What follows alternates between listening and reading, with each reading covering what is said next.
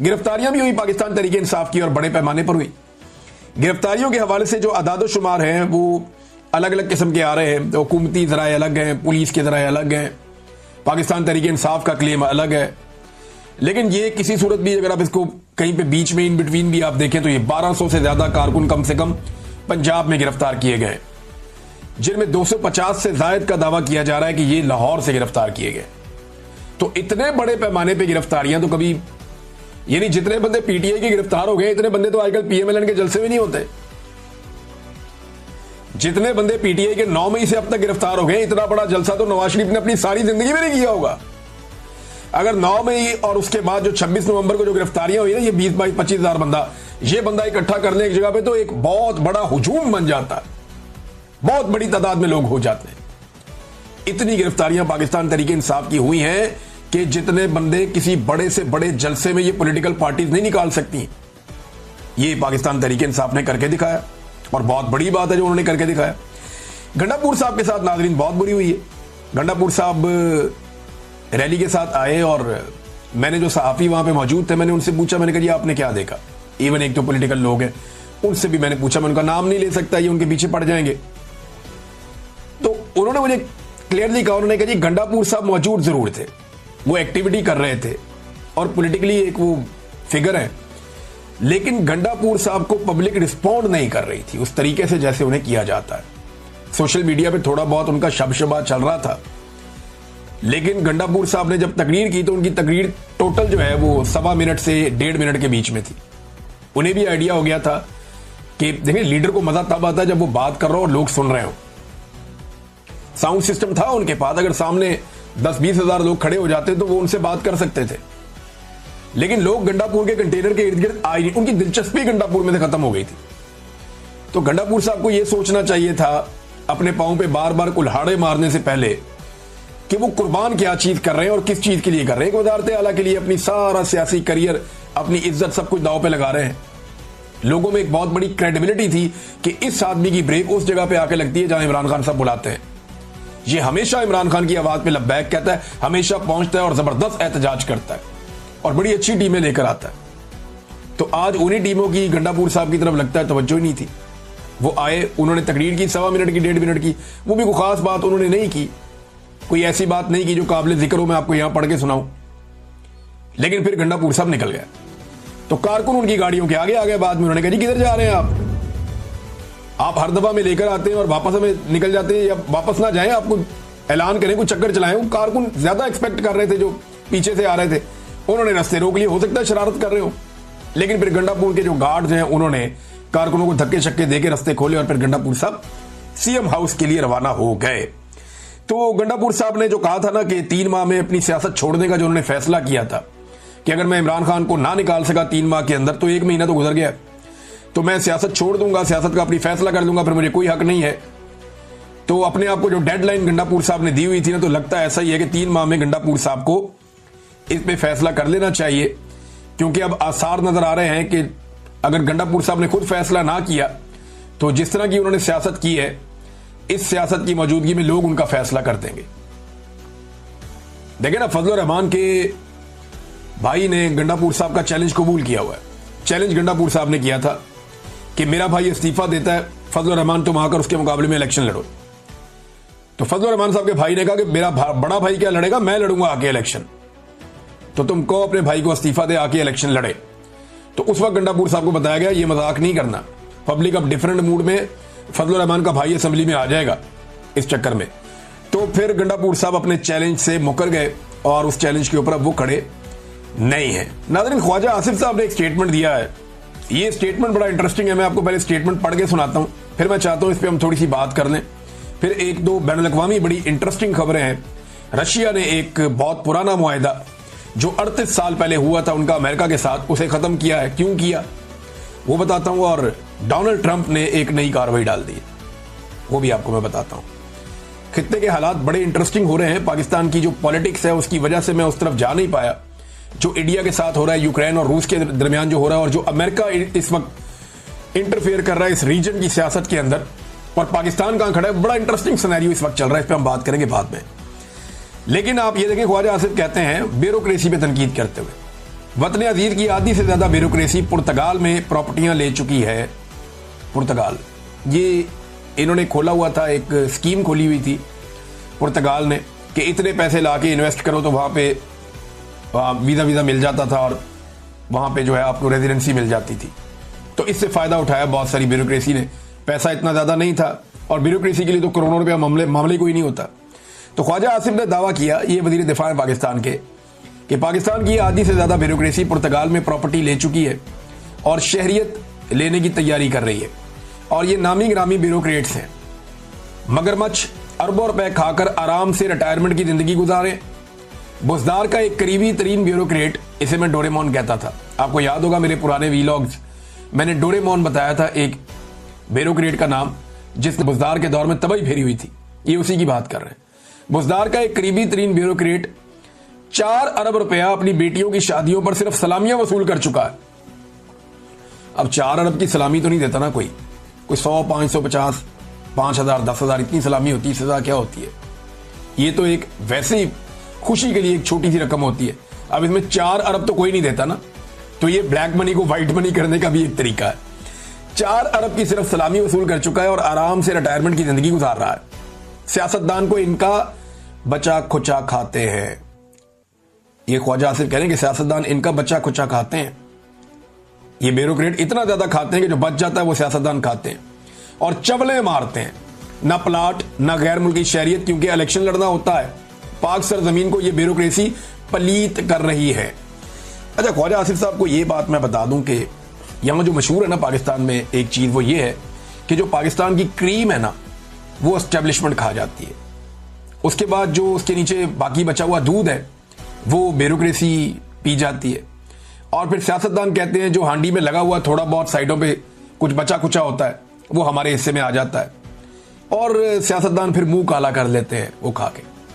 हालांकि जो सियासतदान है ये इलेक्शन लड़के आते हैं, इनकी पावर सबसे ज्यादा होती है क्योंकि ये पूरी रियासत को चलाने के लिए एक निगरान के तौर पे आते हैं अवाम की जानिब से।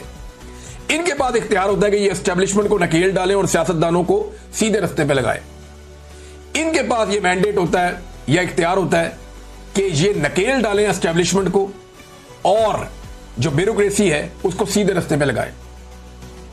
लेकिन ये एस्टेब्लिशमेंट के जूते पॉलिश करते हैं और ब्यूरोक्रेसी के पीछे चल जाते हैं उनका बच्चा कुचा खाने के लिए। तो ख्वाजा आसिफ साहब, ये गंद आप लोगों ने मारा है और आप इसके लिए रिस्पॉन्सिबल हैं। जब जब कोई एस्टेब्लिशमेंट के रास्ते में खड़ा हुआ तो आप और आप जैसे लोग सामने आ गए और उन्होंने सहूलतकारी की, जिसके नतीजे में ये ब्यूरोक्रेसी का गंद और एस्टेब्लिशमेंट की गलत रविश आज तक पाकिस्तान में चल रही है। ये सिलसिला रुका नहीं। नाज़रीन, डोनाल्ड ट्रंप, जिसको नोबेल पीस प्राइज के लिए पाकिस्तान ने नामजद किया, उसकी जानिब से खबर है, मैं आपको पढ़ के सुना देता हूं। अमेरिकी सदर ट्रंप ने गजा पर कब्जे का मामला इसराइल पर छोड़ दिया है। और अमेरिकी सदर ने सहाफी की जानिब से सवाल हुआ कि गजा पर इसराइली कब्जे के मंसूबे से मुतालिक आप क्या कहेंगे और कि इनकी हुकूमत की तवज्जो फलस्तीनियों के महसूर इलाकों में ज्यादा ग़िज़ा पहुंचाने पर है। ट्रंप ने कहा कि बाकी मामले पर वो कुछ नहीं कह सकते, ये ज्यादातर इसराइल पर मुनहसिर होगा, यानी ये इसराइल करेगा। अब आप अंदाजा करें, इसराइल जो है वो फैसला करेगा गजा के साथ क्या करना है और इसराइल तो फैसला कर चुका है। वहां खबरें छप चुकी हैं पहले ही और बाकायदा इसराइल ने एक पूरा मैप जारी किया कि वो पूरे गजा पे कंट्रोल करेंगे, कब्जा करेंगे। लेकिन देखें अब ये करेंगे क्या। ये पीटीआई के साथ इलेक्शन लड़ेंगे और धांधली करके इलेक्शन जीतेंगे और इलेक्शन जीतने के बाद अनाउंस करेंगे कि देखें जनाब, इमरान खान की मकबूलियत खत्म हो गई है, मरियम नवाज ने पता नहीं कितनी खिदमत कर दी है और पता नहीं कितने लोगों के पांव दबा दिए हैं। उसके बाद देखें अब आप, ये हुकूमत बन गई और ये जनाब हमारी सीटें आ गई, अब तो अगली दफा हमारी हुकूमत बनेगी।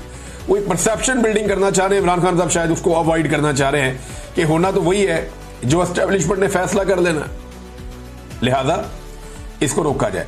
अब ये सिलसिला चलेगा कब तक? देखिए, ये जो एहतजाज हो रहे हैं इनका सिलसिला चलेगा जब तक मौजूदा फौजी की आदत है। और ये मैं नहीं कह रहा, ये बहुत सारे जो टाउट्स हैं वो भी ये कहते हैं, जो फौज की तरफ से आगे खबरें देते हैं जराए से, वो भी ये कहते हैं कि जब तक आसिम मुनीर है तब तक आप ये सोचे भी ना कि पाकिस्तान में पाकिस्तान तहरीक इंसाफ या इमरान खान साहब के लिए कोई रास्ता निकलने वाला है।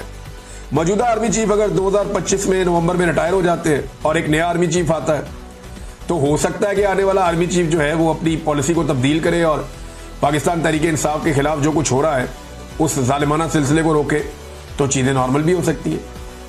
लेकिन हो सकता है कि जो आए वो इस पॉलिसी को कंटिन्यू करे। अच्छा, ये भी हो सकता है कि आसिम मुनीर साहब जाएं ना और वही कंटिन्यू कर दें। तो अगर आसिम मुनीर साहब कंटिन्यू करते हैं तो फिर ये तो सबको पता है कि जो उनकी पॉलिसी है वो तो तब्दील होनी नहीं है। ये पॉलिसी खौफ पे मबनी है, क्योंकि एस्टेब्लिशमेंट को ये लगता है कि इमरान खान उनके रास्ते की सबसे बड़ी दीवार है और अगर उनके लिए कोई मुसीबत खड़ी कर सकता है तो वो इमरान खान है। लेकिन इस सब में जो बड़ा चैलेंज है वो ये है, जो पिछले तकरीबन 3 साल से चल रहा है, 3.5 साल से, वो ये है कि मुल्क चलाना एक बहुत बड़ा मसला बन गया।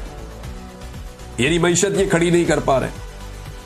मईशत की हालत आपके सामने, ज़र मुबादला के ज़खायर आपके सामने, सारा लोगों का पैसा दूसरे मुल्कों का हमने लाकर जमा किया हुआ है अपने खजाने में। पाकिस्तान का अपना उसके अंदर कोई कंट्रीब्यूशन नहीं है। अगर ये मुल्क अपना पैसा वापस ले, जिसपे आप बहुत भारी कर्जा उसके ऊपर सूद देते हैं, अगर वो पैसा वापस लें तो आप तनख्वाहें भी अदा नहीं कर सकते। खुदा न खास्ता ये सूरत हाल पाकिस्तान की बनी हुई है। तो जो ख्वाजा आसिफ ने कहा था कि अमलन पाकिस्तान डिफॉल्ट हो गया, वो बात उन्होंने उस वक्त गलत नहीं की थी। फिर महंगाई में जो इजाफा हो रहा है ये वापस नहीं हो सकता इस वक्त। चीनी की आप मिसाल ले लेना, हुकूमत की पॉलिसी की वजह से 80 रुपए किलो वाली चीनी अब 210 रुपए, 205 रुपए और बाज़ जगह पे इससे भी महंगी बिक जाती है। और आने वाले दिनों में जो चीनी इंपोर्ट की जा रही है उसके बारे में कहा जा रहा है कि वो 225 तक या इससे ऊपर जाएगी। और फिर जब पाकिस्तानी अपनी चीनी बनाएंगी शुगर मिलें तो वो भी मुनाफा कमा के कुछ कीमत कम भी कर देंगे, तो उस वक्त भी आवाम के ऊपर बोझ रहेगा। तो ये महंगाई कम होने वाली तो नहीं है। गुर्बत में जो लगातार इजाफा हो रहा है, लगभग आधे पाकिस्तानी अब गुर्बत की लकीर से नीचे चले गए। ये भी ठीक होने के इम्कान कम है, क्योंकि मायूसी है, एक गवर्नेंस के बड़े संजीदा मसाइल है। हुकूमत अपना हर काम करते हुए यही सोचती है कि इमरान खान का क्या बनेगा, या इमरान खान को नीचा दिखाने के लिए वो क्या कर सकते हैं। जब आपकी सारी पॉलिसीज पाकिस्तान के 25 करोड़ अवाम के लिए नहीं, जेल में बैठे हुए एक लीडर के लिए है, तो फिर उन पॉलिसीज में खराबियां होती हैं और उनकी वजह से हालात बेहतर होने की वजह से खराब होते हैं। दहशतगर्दी जो है वो बढ़ती चली जा रही है, कंट्रोल नहीं हो रही। अभी एक और मेजर साहब शहीद हो गए, इंतहाई अफसोसनाक वाकया है। बार बार इस तरह के वाकयात हो रहे हैं, ऊपर नीचे शहादतें हो रहे हैं फौजियों की, और अवामी शिकायत जो है वो भी बढ़ती जा रही है दहशतगर्दी को लेकर। यानी जो कबायली लोग हैं वो अब चाहते ही नहीं है कि वहां पे ऑपरेशन हो, वो ऑपरेशन के खिलाफ है। और दूसरी तरफ जनाब ऑपरेशन भी किए जाते हैं और दहशतगर्दी भी कंट्रोल नहीं होती। इन सारी चीजों को अगर आप प्लस माइनस करके देखें, बेरोजगारी में भी इजाफा हो रहा है लगातार, और पाकिस्तानी पाकिस्तान छोड़ छोड़ के भी जा रही है। एक रिपोर्ट है और ये गल्फ न्यूज में है, ये रिपोर्ट आप देखें ना कि सिर्फ 6 महीने के अंदर, ये खलीजी अखबार है गल्फ न्यूज। और मैं अभी आपको एक और इस हवाले से इंकशाफ करता हूं आपके सामने। मुझे बड़ी इंपॉर्टेंट एक बात पता चली है कि जो अरब ममालिक हैं उन्होंने पाकिस्तानियों के वीजाज क्यों बंद किए हुए हैं, ये मैं आपको भी बताऊंगा। सिर्फ 6 महीने में 3.5 लाख पाकिस्तानी बैरून मुल्क मुंतकिल हो चुके हैं।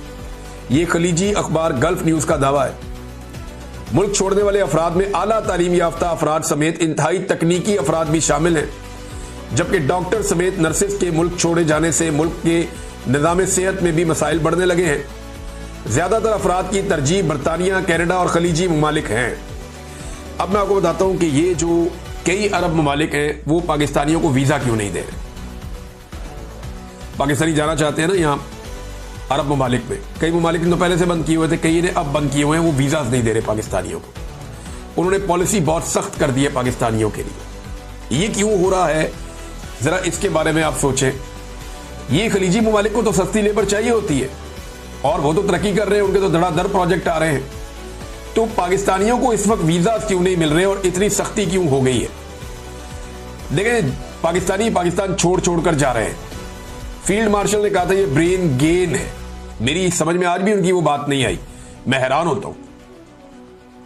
लेकिन इस ब्रेन ड्रेन को रोकने के लिए पाकिस्तान ने, ये मुझे एक खलीजी मुल्क से ये बात पता चली, मैं नाम नहीं लूंगा क्योंकि जिन लोगों ने मुझे बताया फिर उन्होंने कहा था कि अभी आपने नाम नहीं लेना, लेकिन मैं आपको ये बता देता हूं कि एक खलीजी मुल्क है, वहां पे मेरे एक दोस्त हैं, वो कुछ वीज़ाज के लिए काम करते हैं और उनके वहां का जो होम ऑफिस है उसमें बड़े अच्छे ताल्लुकात हैं। तो उन्होंने मुझे ये बात 2 दिन पहले बताई और उन्होंने कहा जनाब के, मैंने उनसे पूछा कि आप पाकिस्तानियों पे इतनी पाबंदी क्यों लगा रहे हैं। इंडियंस पे, बांग्लादेशियों पे उस तरह से नहीं है मामला जिस तरह पाकिस्तान के लिए है। तो पाकिस्तानियों से तो आपका बड़ा प्यार है। तो उन्होंने कहा जी हम जो पाबंदी लगाते हैं ना या लोगों को अपने मुल्क में आने से रोकते हैं, ये पाकिस्तानी हुकूमत की दरख्वास्त पे रोकते हैं, क्योंकि पाकिस्तान से लोग बहुत बड़ी तादाद में मुल्क छोड़कर जाना चाहते हैं। धड़ाधड़ लोग अपने पासपोर्ट बना रहे हैं और निकलना चाहते हैं। लिहाजा पाकिस्तानी गवर्नमेंट ने दरखास्त की हुई है कि ब्रेकें लगवाएं, हमारे लोग बहुत तेजी से पाकिस्तान को छोड़कर जाना चाहते हैं और छोड़कर जा रहे हैं।